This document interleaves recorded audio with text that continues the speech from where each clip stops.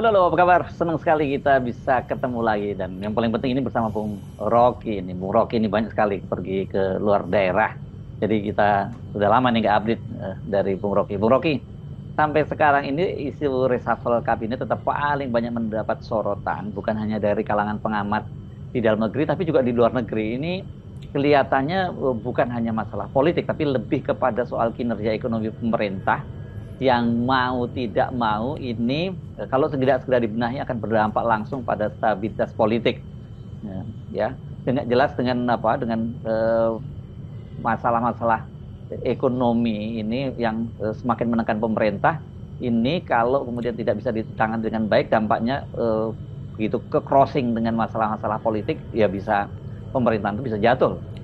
Ya, pada akhirnya ekonomi akan jadi faktor instabilitas bila seluruh capaian makro gagal diperlihatkan dalam bentuk kebijakan. Tentu kita mulai mengerti ketika koran-koran internasional, lembaga-lembaga riset dunia itu dari Australia terutama, Amerika dalam bentuk opini menekan pemerintahan Presiden Prabowo untuk segera melakukan reshuffle.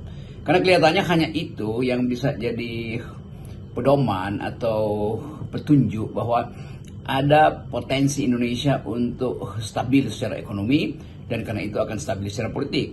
Tetapi satu radical break, kita pakai aja istilah itu, memerlukan ketepatan momentum.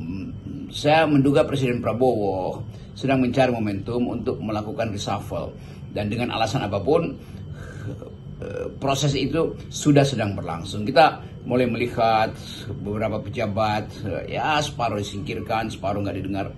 Tetapi bagi publik internasional, terutama investor maksud saya, itu mau lihat apakah ekonomi Indonesia bisa tumbuh sehingga utang bisa dikembalikan misalnya. Apakah ekonomi Indonesia bisa dikelola secara profesional, bukan dengan transaksi politik, sehingga investor merasa nyaman dan aman. Jadi semua kalkulasi itu ada di dalam, saya kira setiap hari dipikirkan oleh Presiden. Tapi pertanyaannya, apakah Presiden menunggu semacam sinyal dari masyarakat sipil untuk menilai bagaimana Presiden bersikap di dalam isu-isu yang terakhir, isu pemakzulan Gibran, isu sebut aja dugaan palsu ijazah Presiden Jokowi. Kan semua itu justru yang ada di dalam benak publik tuh.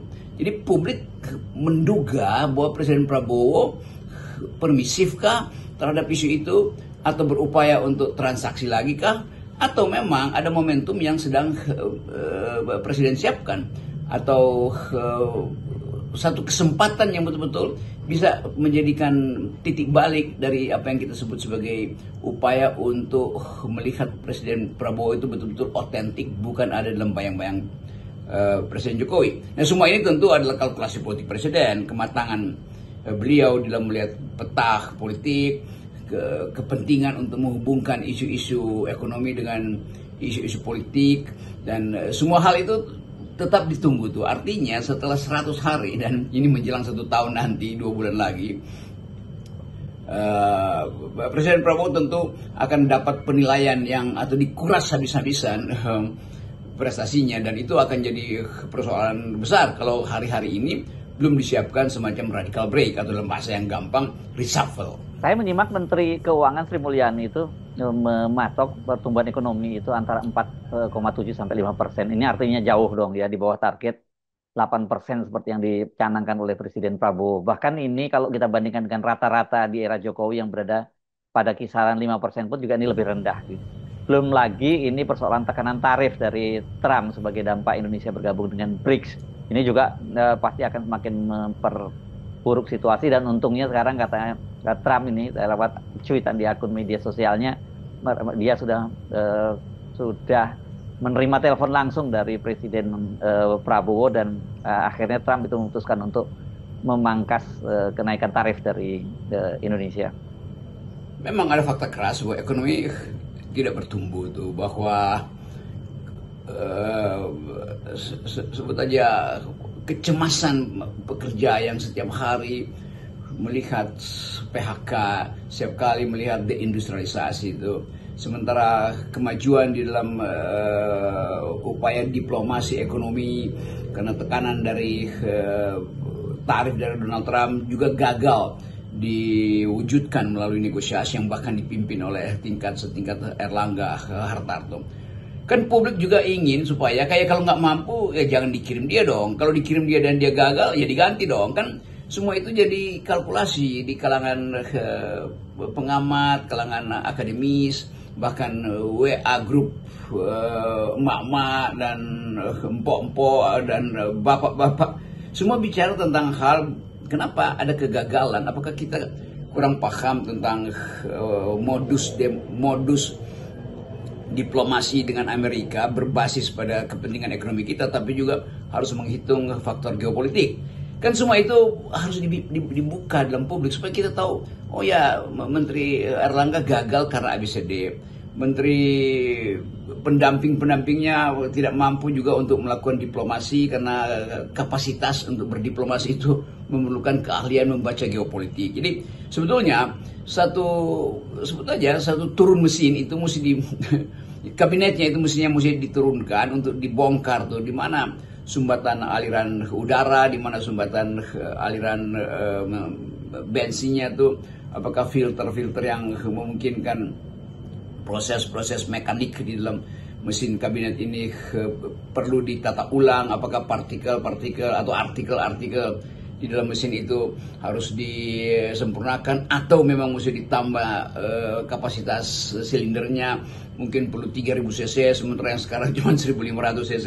Jadi semua itu sebetulnya dengan mudah orang melihat bahwa pasti ada yang kurang kuat komposisi dan ideologi di dalam kabinet sehingga gagal untuk membaca potensi kita memperoleh sebetulnya kemurahan hati, namun juga kita tergantung pada Amerika, dan itu yang memungkinkan kita merasa bahwa ini kabinet ini kurang paham tentang cara bernegosiasi dan kurang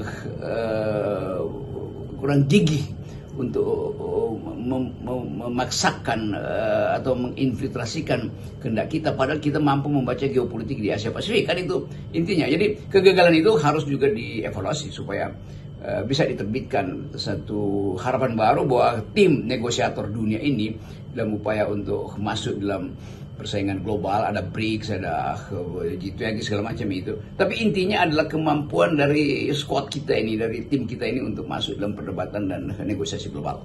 Dengan kinerja ekonomi seperti saat ini, saya kira tidak ada jalan lain bahwa Presiden Prabowo harus segera mengganti timnya alias melakukan reshuffle. Semakin ditunda, ini semakin sulit untuk dikalkulasi.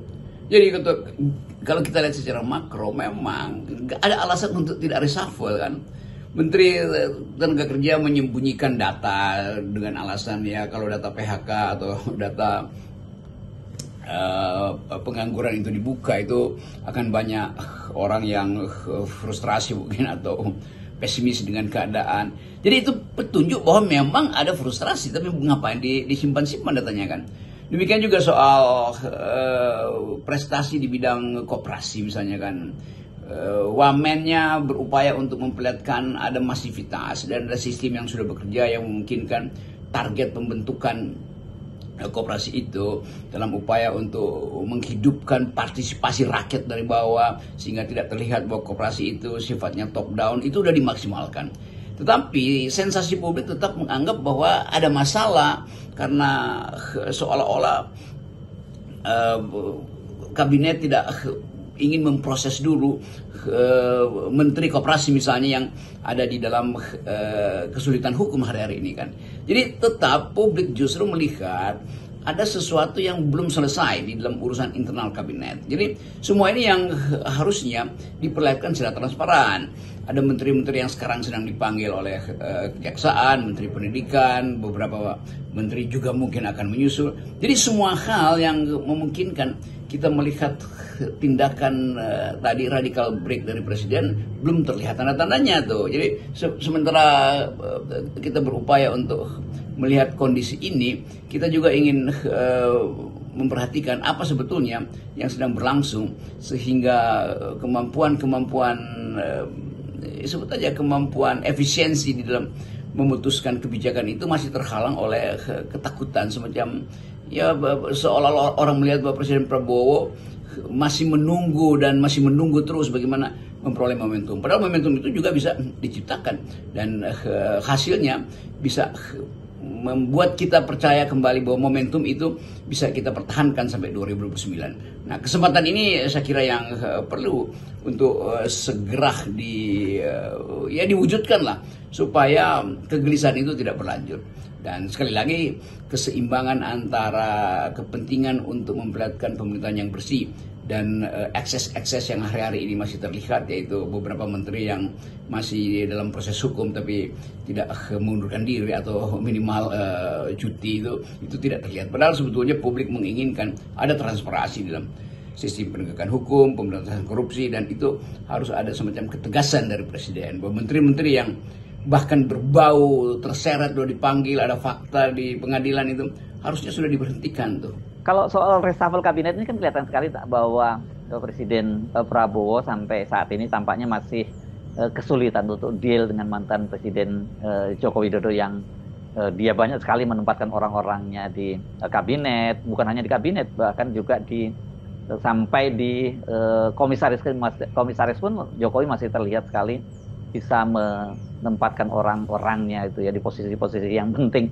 Dan saya kira ini Presiden Prabowo mau tidak mau harus mulai berani mengambil langkah-langkah yang berbeda dengan Jokowi. Kalau selalu masih mendengar terus Pak Jokowi, ya Presiden Prabowo akan terus tersandra, dan nanti dampaknya kalau tidak segera ditangani, tiba-tiba dia sadar sudah terlambat, sudah tidak bisa melakukan apa-apa lagi. Ya, kita balik pada minggu-minggu ini memang banyak survei yang memperlihatkan ekonominya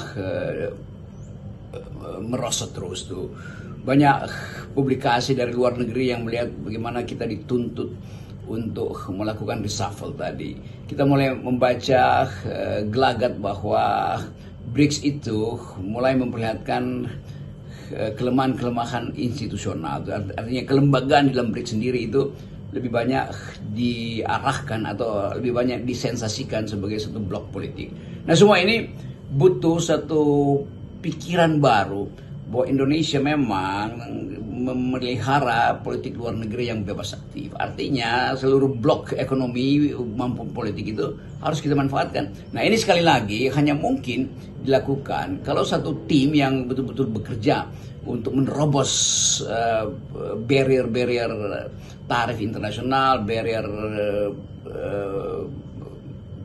multilateral, itu mesti datang dari diplomat-diplomat yang secara profesional mampu untuk membaca situasi di dalam konteks geopolitik. Jadi bukan sekedar ekonominya, tapi geopolitik di belakang perundingan ekonomi itu mesti dibaca dengan kuat. Nah, ini yang belum kita lihat tuh. Kita tidak melihat ada satu tim yang secara koheren menyatukan antara perspektif geopolitik dan perspektif diplomasi ekonomi itu. Sementara negara-negara yang lain mungkin walaupun size pasarnya itu lebih kecil dari Indonesia, kita disebut G20 bukan karena pertumbuhan ekonomi, tapi karena besarnya produk nasional kita, dan itu artinya ada potensi konsumen dalam negeri. Jadi sekali lagi kita mau coba meminta semacam ya satu momentum di mana bisa dibalikkan harapan publik ini. Publik makin lama makin seperti frustrasi sebetulnya dengan keadaan karena kesulitan ekonomi. Kita lihat bagaimana daya beli turun, di mana-mana kita lihat mall-mall itu sepi, kalaupun banyak itu bergerombol mencari makanan yang makin lama makin bersifat UMKM. Memang betul bagus buat UMKM, tapi itu bukan penanda bahwa ekonomi bertumbuh kan. Nah, ekonomi bertumbuh itu juga mesti dilihat bagaimana kita memperoleh investasi dari asing. Dan sekali lagi semua itu ditentukan oleh langkah radikal dari Presiden Prabowo mungkin dalam 1 bulan ini, karena memasuki bulan Agustus tentu akan banyak evaluasi dan Indonesia pasti akan jadi sorotan terus karena tetap terlihat bahwa permissiveness antara pemerintahan hari ini yang dipimpin oleh Presiden Prabowo dengan Presiden Jokowi yang masih punya daya negosiasi itu belum bisa dicarikan model penyelesaiannya itu. Tentu Pak Prabowo menunggu momentum, tapi momentum juga bisa dibuat supaya lebih cepat diperlihatkan bahwa ada pemerintahan baru yang isinya betul-betul otentik, dan itu yang memungkinkan orang percaya bahwa kabinet ini bisa efektif sampai 2029. Salam akal sehat.